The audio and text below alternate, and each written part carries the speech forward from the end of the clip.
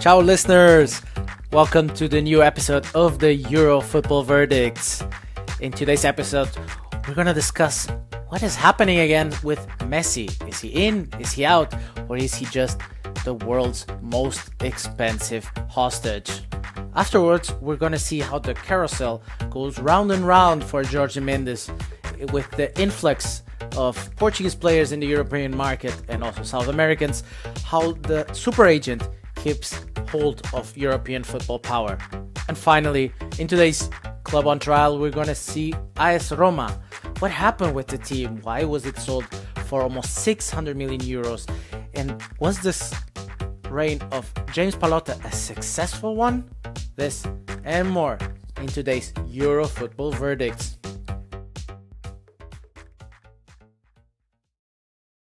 Hi guys, welcome to our new episode of the Euro Football Verdicts.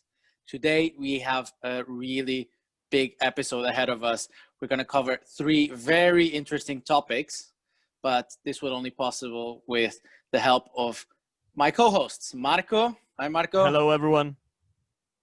And also Steph. How's it going, Steph? All good, man. What's up? Really cool, guys. So let's kick off today's episode with where we started last time. We have some news out of Barcelona, right, Steph? We do have some news indeed, Alex. Once again, yet another plot twist in the beautiful city of Barcelona. We are kind of getting used to those, right?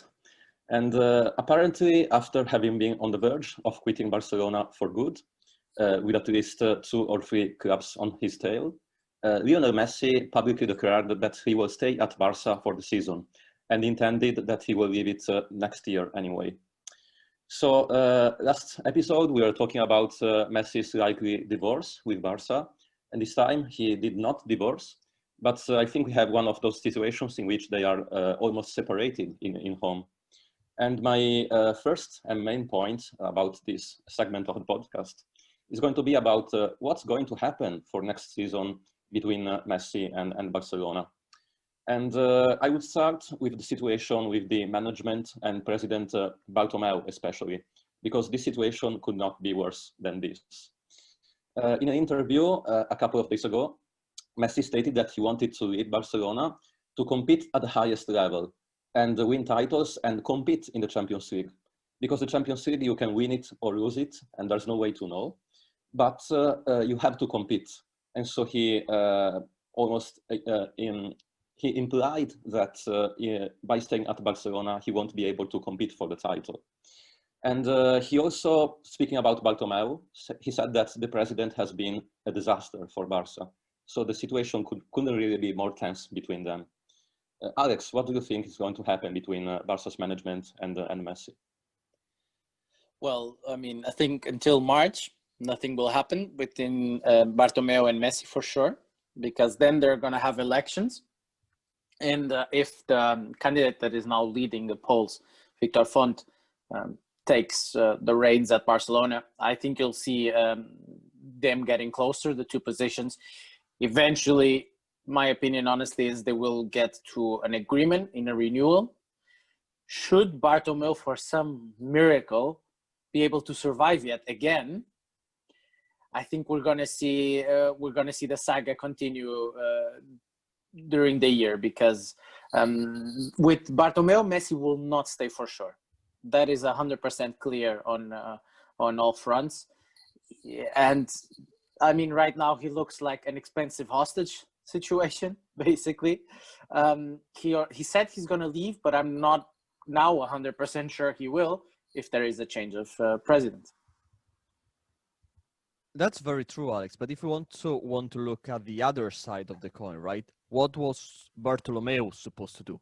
He was really in a corner for very good reasons, right? Like, he made wrong decision. He didn't make sure that there was a good atmosphere at Barcelona.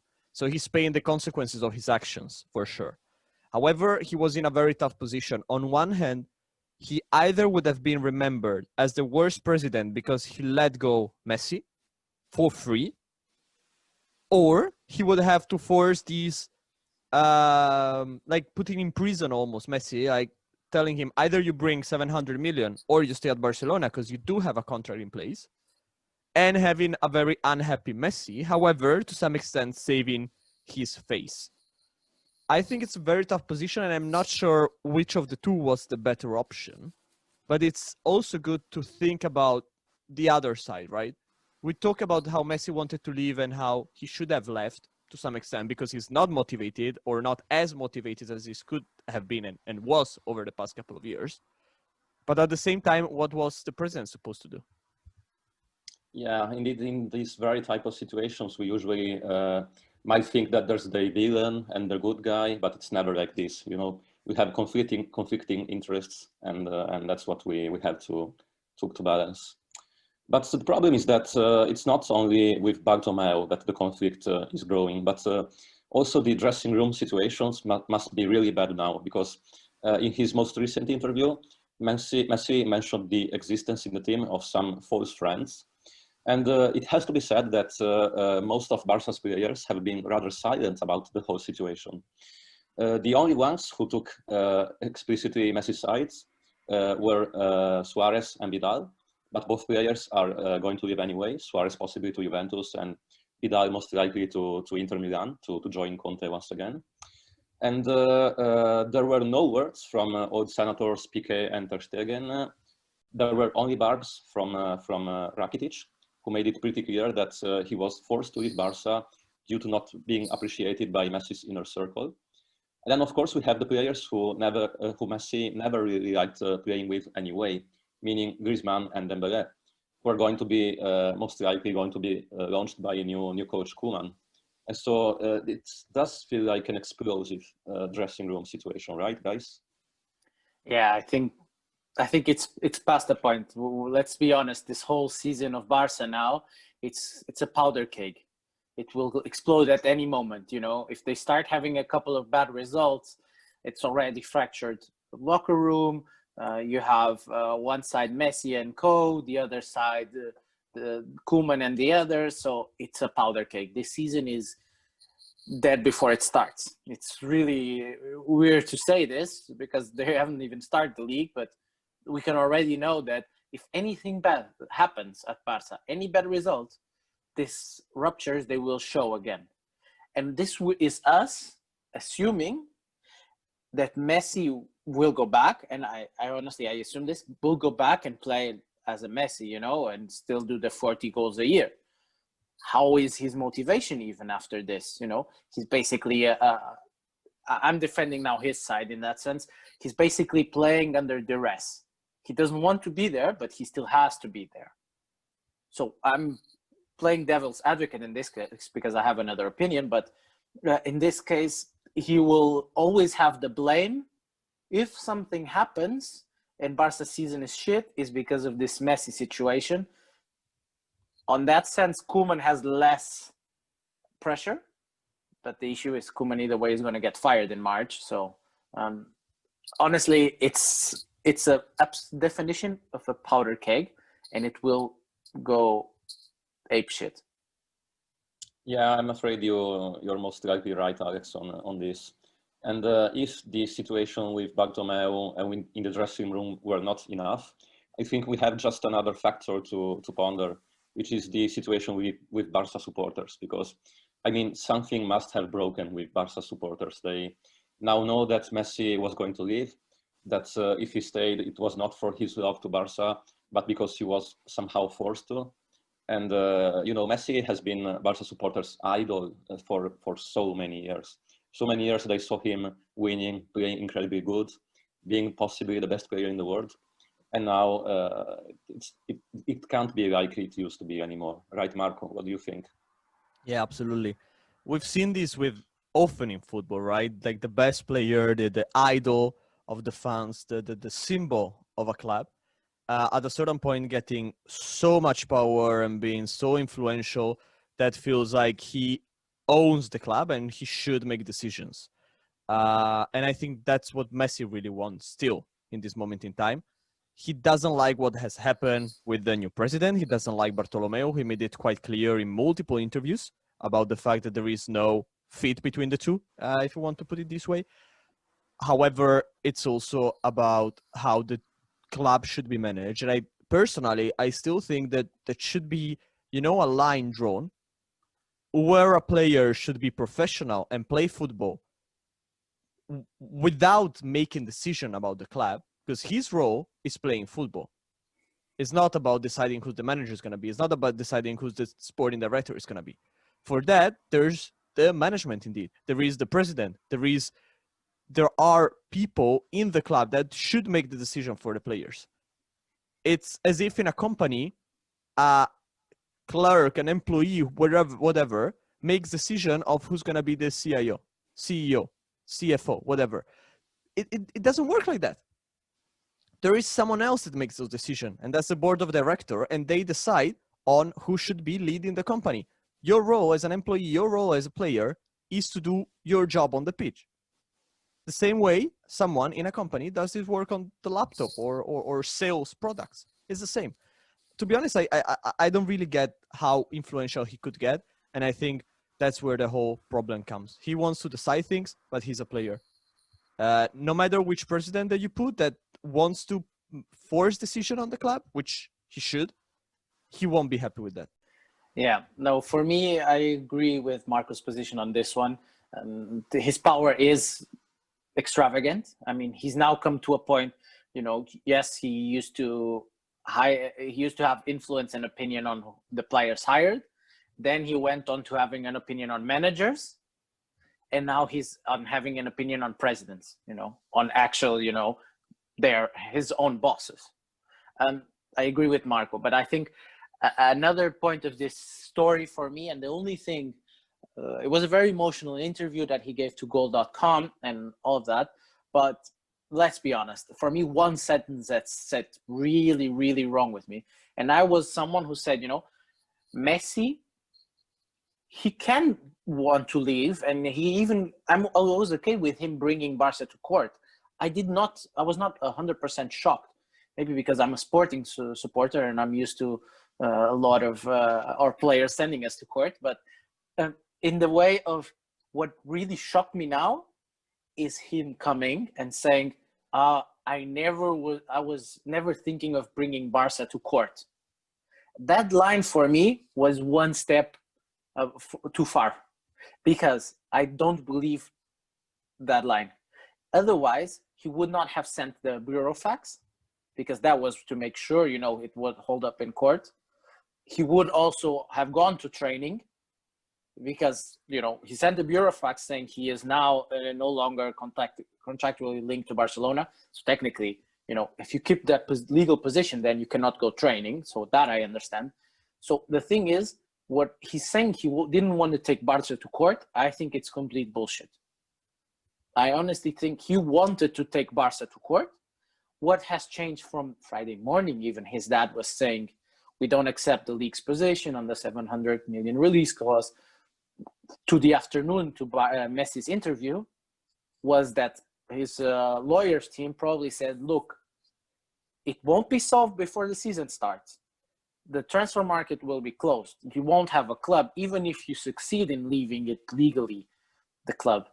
So you might stay a couple of months without playing. Or worst case scenario, you lose it and you really have to pay an amazing fee.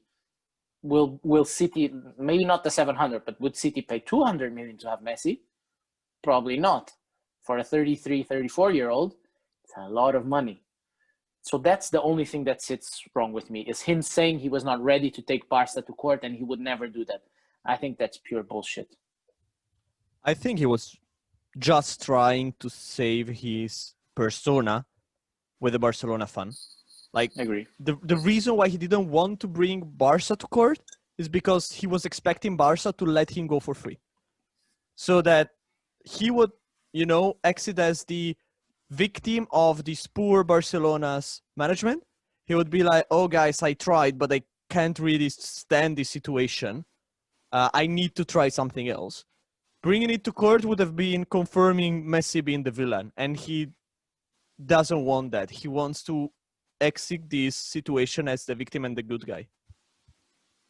Guys, I'll go even further and create one of those Matrix-style situations. Take up the blue pill or the red pill.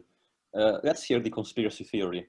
What if Messi never wanted to leave Barcelona, and this was yet another house of cards style play by him? After all, we know that he could have exercised his rights under the contract to unilaterally terminate the contract before the 1st of June, but he did not. And it can't be just about their very bad loss against Bayern Munich, because there were already so many issues before between Messi and Barcelona. So why did he not exercise his right to terminate the contract? What's the point in that? To be honest, that's a very good point. I think it really depends on how you look at this whole situation, right? On one hand, saying in June that he wanted to leave would have strongly affected the Barcelona situation. I'm pretty sure that a player such as Messi, that even if he really were to decide to leave a club, he would have liked to leave it with a cup in the hand, like, you know, with the glory and being the carry of the team and showing how important he was for the team. And then he leaves knowing that there is a complex situation, there is a new cycle that has to begin, and thus that also means most likely no trophies next year, for instance. But that would furthermore glorify him as the one of the gods of football of our days. So that is possibly one reason. On the other hand, again, if you read many comments, looks like there was some kind of already notification from Messi that he wanted to leave, and the fact that he didn't pull that clause might mean many things. Like Messi right now is arguing that he did talk to Bartomeu, and Bartomeu mentioned, yeah, let's see the end of the season, let's decide later. Possibly that is true, possibly not. We'll never have, you know, the proof of that. But it's a very good point. He had a way out, he didn't use it. There are many options there of the reason why, but none of them feels like the absolute how can I say, the most likely option, right? There is not one that you say, oh, it's for this very reason. I think it's a very complex situation. There's not a single point to look at. Indeed, it is a very complex situation, Marco. And so our main question will be, what is Messi? Is he the victim of the situation, or is he the mastermind, the 4D chess player of the situations? But we are not going to answer this, because we'll leave it to you guys. And now we have other topics to discuss, I believe. Yeah, and from one complex situation to another complex situation, let's take a look at the carousel of our amazing friend Jorge Mendes and what his impact has on European football.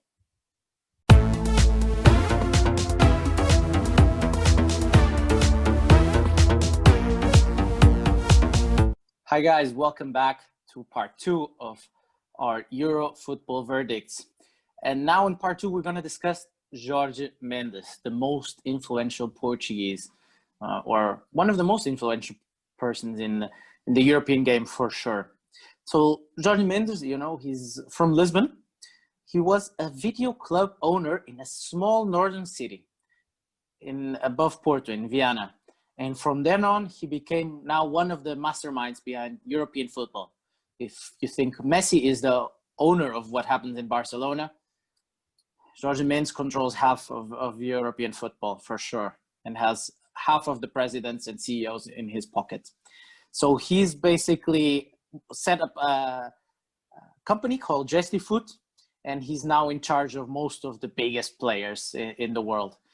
He came along first with the transfer of Nuno Espírito Santo, the current Wolves manager, from Vitória de Guimarães to Deportivo La Coruña, when Depor was one of the biggest teams in Spain in the end of the 90s. And eventually he got his rise with Mourinho and all the Portuguese players, having masterminded the numerous transfers from that Porto winning side, and also Cristiano Ronaldo to Manchester United. His current players are the following. If you were to put this in an 11, let's think about this 11, guys, for a second.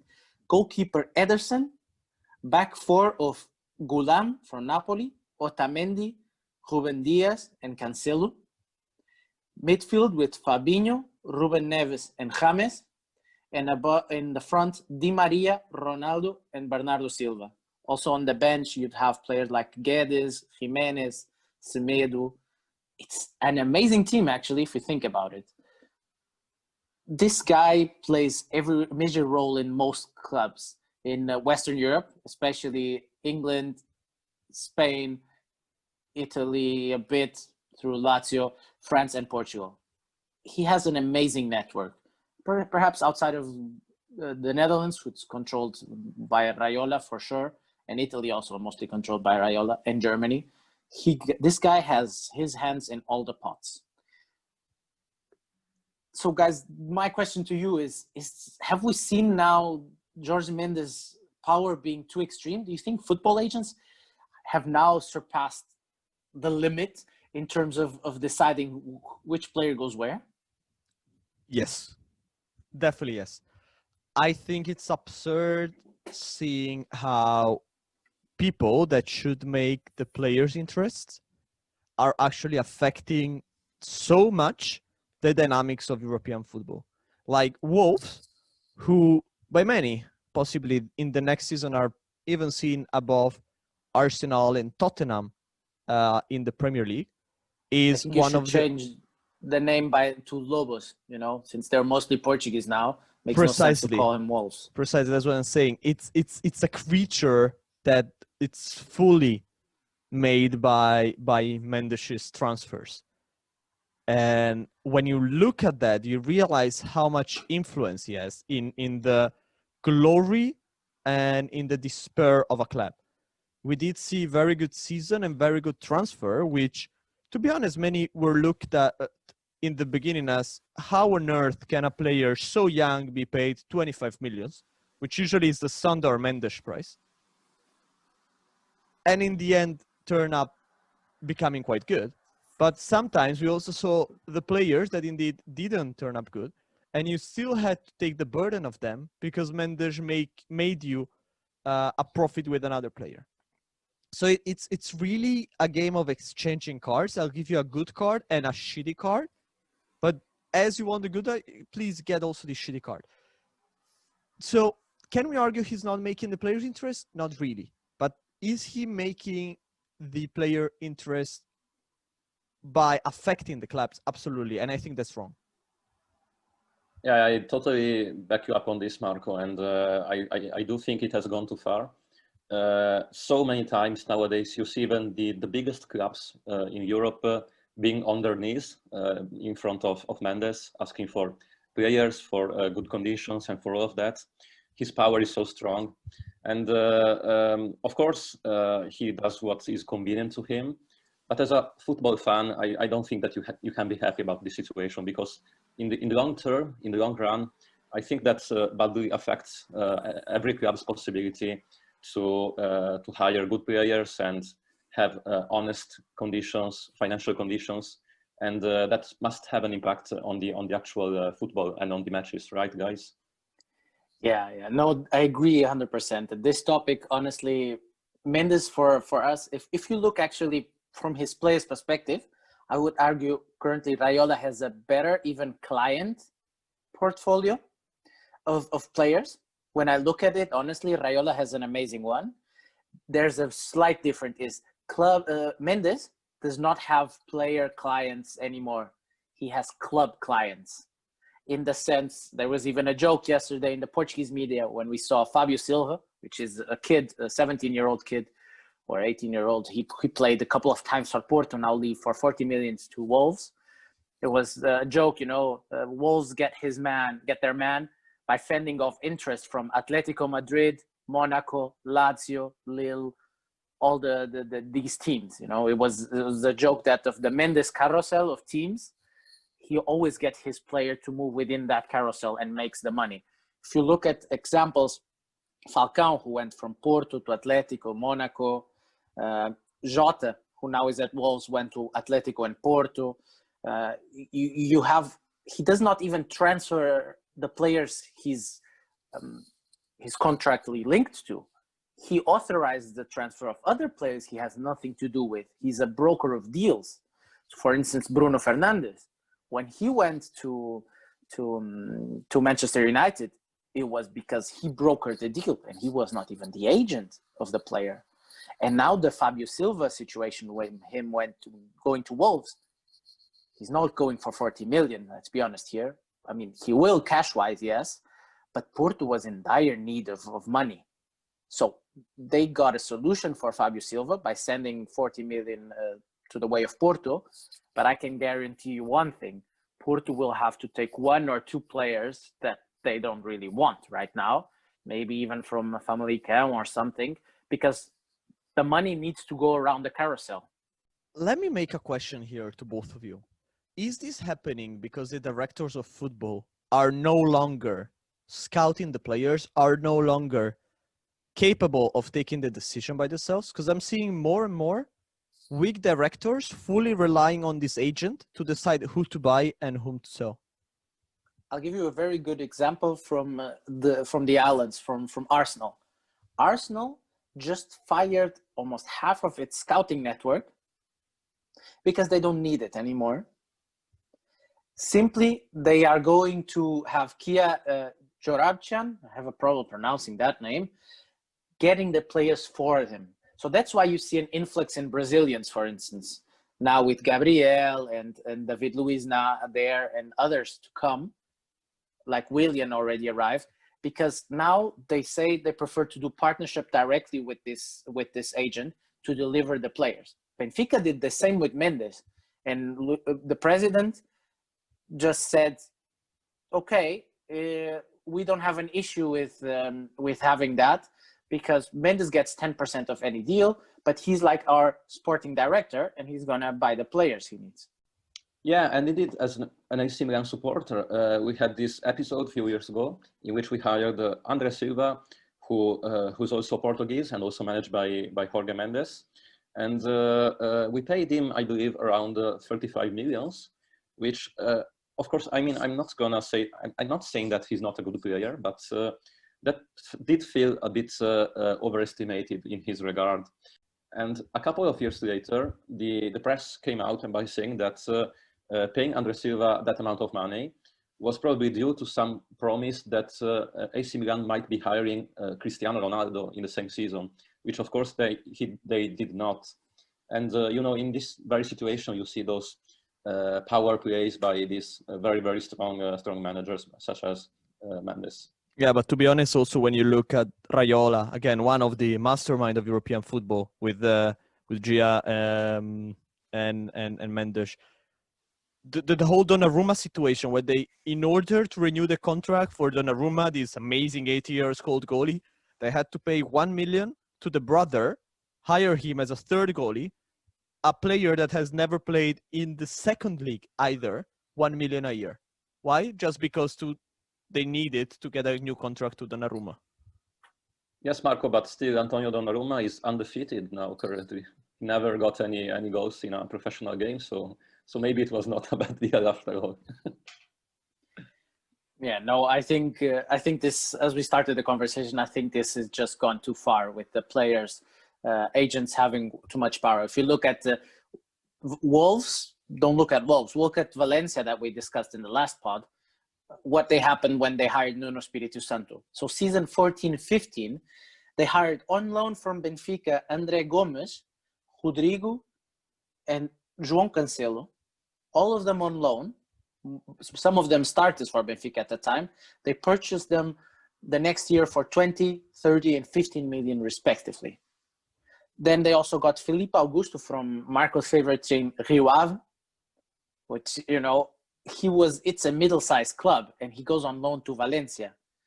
So this kind of stuff, okay, he didn't fit at Valencia, so what happens? Okay, he goes back to Rio Ave, but then you have to take Danilo from Braga and also Aderlan Santos from Braga also to Valencia, because this needs to add up.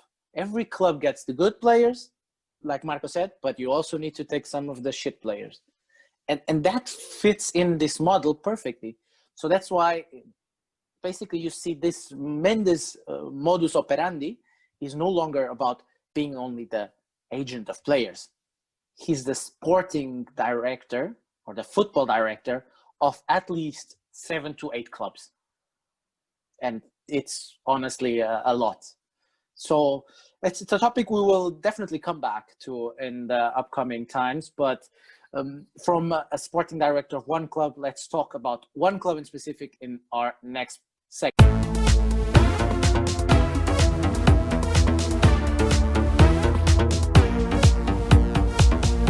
And from Portugal, let's move to the Colosseum in Rome. Today, we're gonna dissect what happened over the past, I would say, 10 years for AS Roma. Was basically last month, today, Roma was sold from Pallotta to Friedkin for 591 million euros. During this section, we're gonna analyze what was the performance that Pallotta allowed Roma to get, what was a little bit of the history of Roma over the past years, and really trying to decide whether he was a good or a bad president and why so. So let's start from the story. So what happened between April and August 2011? Pallotta, altogether with Thomas Di Benedetto, who actually was the first president, but he then, after 1 year, left the role for Pallotta's benefit, as he couldn't be close enough to the team.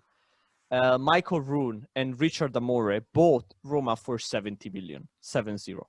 At the time, many people were looking at it as a quite reasonable price, quite fair. And 10 years after, we're almost looking at 8 times more for 591 million euros. Now, a quick question to both of you. A, do you think that prices in football have raised so much with a logic? And B, do you think that many presidents over the past 20 years have only bought clubs, I would say American mostly, have only bought clubs to make profit and not really to see the club performance? Because I would like to start from that very point. No, I think that second point, especially, is the one you really touch very well. So there's a clear difference in terms of club owners. You see the nation states, they don't really care about making profits. It's all about having that presence, that people know them and exposing themselves as being huge benefactors of the European game. Then you have the others who are locals and want the best for that team and maybe even lose money. But then the American system it's an NFL system in that way. It's there to make money. They're not there to lose money. So in that idea that they can leverage on Roma more than a club, a city, I think that's also a big brand behind it, that they can leverage on that and make money. And that, for me, it's a classic American style pursuit of clubs, that it's there to be able to drive money. And now you see more and more Americans joining Serie A, which is really interesting. It could be a way for it eventually to break into a very commercial appealing league, because if all parties are aligned, they can make way more money. Yeah, and I think a very good example of that comes from Fiorentina's current president, Rocco Commisso. We know that he was very interested in buying AC Milan, even presented a formal offer. Eventually, he could not, because Milan went to Elliott in what I must say was a very weird operation overall. But regardless of that, after that, so he bought Fiorentina. And we know that this is what Commisso does. He buys clubs which are either in a not so good financial situation, such Fiorentina was, or even going bankruptcy, such the New York Cosmos, the club he bought in the United States, was. And then he improves their financial strength. He brings new money first, and then he makes the club being able to stand on its feet again. So I believe that Commisso is a very good example of what we were trying to say, Alex. But yeah, either way, even if it's just for a monetary benefit, what is at the end important for a fan, it's the sporting performance, how the club performs, how many titles they won, whether they did or did not have good players. But so let's quickly analyze what happened for for Pallotta. When we really look at these 10 years, we do see 4 different cycles, 4 different projects and ideas that they had for the team. Everything was starting with Baldini as sporting director, really leading the club, which led with Zeman and Andreazzoli as trainer, a not very successful start of the Pallotta career. We must say, however, that this was also one of the most important finals for the Roma fans, because during these years, there was the final of the Coppa Italia, where Roma played Lazio for what ended up being the most important derby of the history, because it was the first and only derby that led to a trophy, with Lazio winning against Roma. However, when you also look at the players, basically over those 2 years, they had 3 good players, Lamela, Marquinhos, and Pjanic, but none of them really was outstanding and managed to change the team. At the end of the day, Marquinhos did a single year at Roma. Pjanic left for 35 million because they had a release clause that was quite low compared to the quality of the player. And Lamela left quite soon, I believe, after 2 seasons to Tottenham as well. So they didn't really make a dent. So then Pallotta realized something had to change, and he brought in Sabatini. In my personal opinion, the best sporting director Roma had, because he bought the likes of Benatia, Strootman, Nainggolan, Manolas, Salah, Alisson, Dzeko, like very good player that, to be honest, really helped make the next step. And Rudy Garcia first and Spalletti afterwards managed to at least give a consistent challenge to the title. Often we were looking at Roma saying, well, they're the second, if not only, club that can challenge Juventus. That was basically before the Napoli period. But again, at the end of the Sabatini-Spalletti, there was a very big problem. I would call it the Totti drama. Totti, similar to Messi, very influential player, very strong personality, but also the icon of AS Roma. He started at AS Roma as a kid when he was a teenager. He ended his career after 40, when he was 41, as a Roma player. So his whole career in the same club. However, he still wanted to play yet another season. They gave him one that they didn't want really, but they gave him one last, where he was thrown in at the end of each game, and he was actually scoring. He scored, I believe, more than 10 goals that season, playing only the last 20 minutes and still showing that he's a quality player. And thus he wanted to be renewed yet another season. And Roma said, we do not see you as part of this club no more. We need to move forward. Of course, the fans didn't take it very well, and that was the beginning of the fall of Pallotta, I would say. From that moment onwards, the love that they had and the hope that they had for the new American president really felt. And then Monchi with Di Francesco Ranieri didn't really help. Many players were not the right ones that they have bought. And also this year with Petracchi and Fonseca, it just stayed as a mediocre high-level team, but never really got to the potential that Pallotta wanted. So with all this changing over these past couple, over these past 10 years, really, and all the players that have come and left, many were good, many weren't.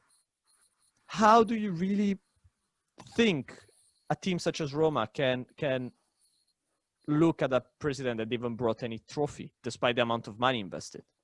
No, basically what I need to point out is the Monchi era is the only one where I would say it's probably the happiest it made the James Pallotta personally, because he made a lot of money out of that era. Let's be honest here. That was probably, in terms of for what we defined as at the start as the American model, that was perfectly what he wanted.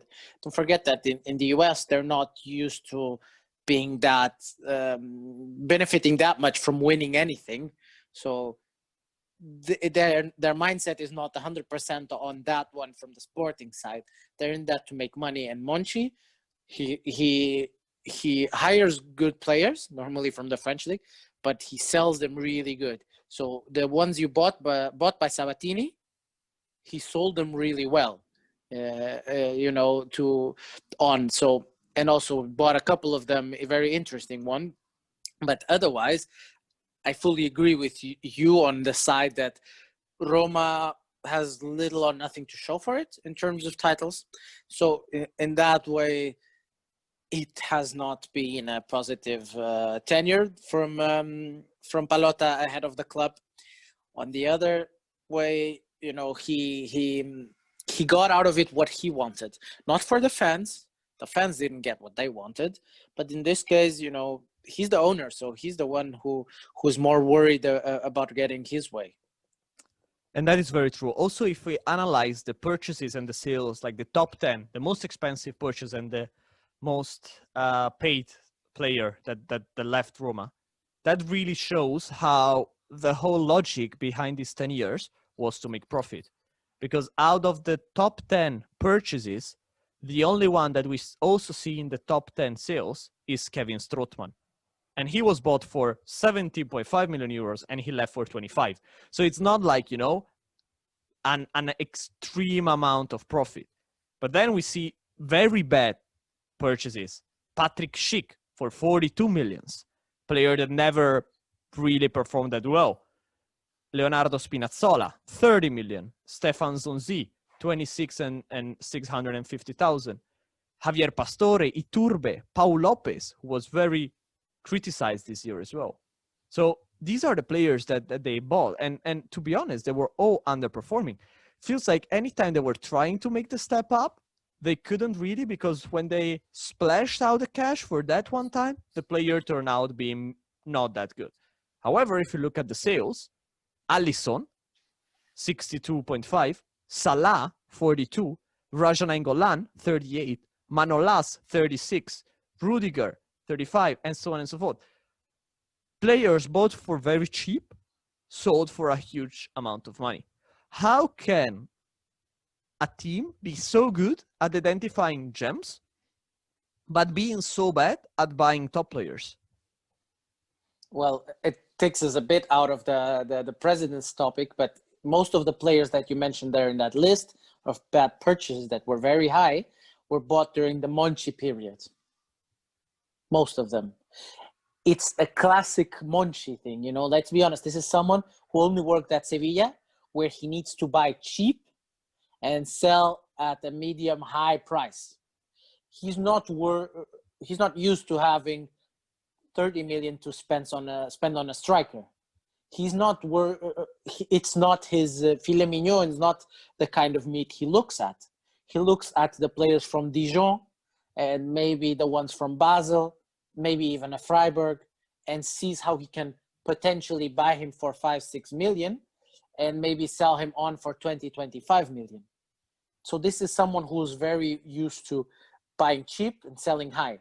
Now he goes to Roma. President says, look, you need to sell high, but you also are able to buy medium high. That's not he's used to. He's not used to buying this kind of players and identifying talents that others have already seen. So that was, for me, from the list, that was a clear standout.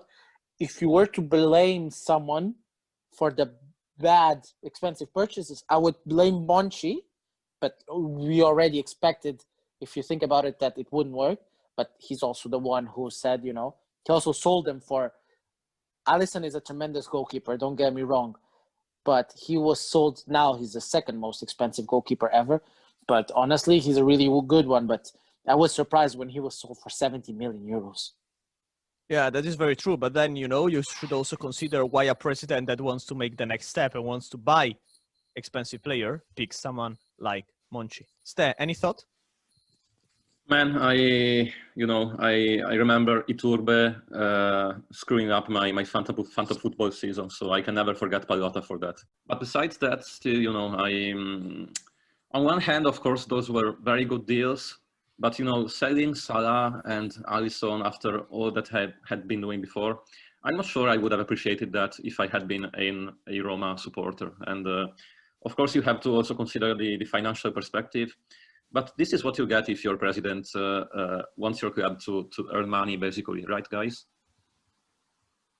Yeah, at the end, it's a job, right? You have the two versions, as Alex mentioned. Sometimes you have presidents that see the team as a toy and invest an absurd amount of money just because they want, to enjoy seeing the team winning. But most of presidents, for them, it's an investment, and it's also a personal revenue. They really spend a lot of time behind the club, and they also should, have a wage and have a profit based on that. It's a company at the end of the day, a club. But if we also look at what was one of the main action points the main points in the action list of Pallotta was definitely the stadium. We are hearing about the Roma stadium for very long time. Tor del Valle, they had a project. Turned out that the project wasn't really feasible because they,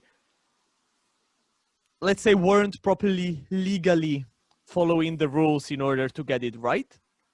And that slowed down the project, and now it's in a stale. When the club was sold all together with the project of using Tor del Valle. However, no real step have happened yet. In 10 years, if a president starts saying, I'm going to bring this team from shambles to glory, I'm going to create a new stadium, and I'm going to put Roma in the top 10 clubs in Europe, and he ends up not winning a single title, not even starting to build the stadium. And we're not saying like didn't build the stadium, didn't build it well. He didn't even start at the end of the day. I think there's something going wrong. And again, when I look at the amount of money that he sold the club for, 8 times more, I'm like, how? Oh, like I said, the idea is those assets. When you see right now their valuation, you see a team like Paris now being valued at 1 billion euros. To be honest, if you see those evaluations of the clubs and what you're buying, it's quite high. But I agree with you. Let's be honest, it doesn't belong. They have no stadium. If they had a stadium, you're talking about an asset of 300 million euros. So then that would already explain a lot of the evaluation. I'm surprised that it is that high. Nonetheless, I think honestly, a team like Roma has a lot of upside, both commercially. It's an easy one to commercialize, quite easy. They have a very clean balance sheet. They don't have, absurd amount of problems to solve there, comparing to a Milan, for instance. It's not like you're going to go home crying the first day that you arrive there because of their assets. It's a team that has a structure right now who's at least on the field quite interesting. I think the manager is an interesting manager that will be able to deliver something if he has the right support. The thing is, in the end, was it a bad reign? If you're going to say, let's put the club on trial, as our segment says, yes, well, yeah. They honestly they had a really bad tenure at the time. They arrived at nothing. I'm surprised with the evaluation, but they arrived at nothing. They have no stadium to prove. They have no titles, albeit that being a bit difficult in Italy with such a strong Juventus. At least you could win 1 or 2 Coppa Italias in 10 years. Well, obviously Champions League was never even the goal of Roma, not even a close one, or reaching the semifinals that one year was already a surprise, let's be honest. So I think in that sense, you are right, Marco. It's a surprise devaluation, and it was a failure of a tenure. Stefano, do you agree with Alex's verdict? Or personally, well, you might have guessed that already from the framing that I gave to my question and the way I explained this. But I think they really showed that Pallotta didn't manage the team well, in my opinion. And there were major mistakes made over these 10 years. Hopefully for Roma fans, it will be different now that Friedkin is there. But let's see. Stefano, any thought? What is your verdict on Pallotta and last 10 years of Roma? Well, Marco, I don't want to accuse you, but I feel that you can't be the judge in this situation because you are a Lazio supporter. So are you actually impartial or not? You got me red-handed there. I agree with Alex. I think it was a success in terms of investments and finding good players and then selling them at good prices. But of course, we have Juventus, which has been so strong and dominant in the past 10 years. But at least you have to challenge it, right? And Napoli made it at least in challenging Juventus in the Sarri years. But Roma never really made it. It was just always going to Champions League or always qualifying for that. But they never even challenged the first position in the Italian Serie A. And of course, they had that magic season in which they reached the Champions League semi-finals and almost managed to have an impressive comeback against Liverpool. But then it was over. And what's left of Pallotta's management? Not that much. Is he going to be remembered through the years? I doubt that. So yeah, this is my verdict. Thank you. I think we can close the case with these, and the judge declares Pallotta as a not great president for Roma. Yeah, well, not a surprising verdict from our side on this club on trial, guessing that one of the judges might be a little biased, but let's not keep that in mind. That was it from today's episode of the Euro Football Verdicts. Thank you so much, Marco, for being here with us. Thank you very much. And thanks to you, Steph. Thank you so much, guys. That was it from us, guys. Follow us in the next couple of weeks with some special content and our regular podcasts on Europe's most interesting content regarding football. That was it. Cheers, guys. Follow us on Instagram. Send us emails and questions on eurofootballverdicts@gmail.com and keep following us. Cheers. Bye-bye.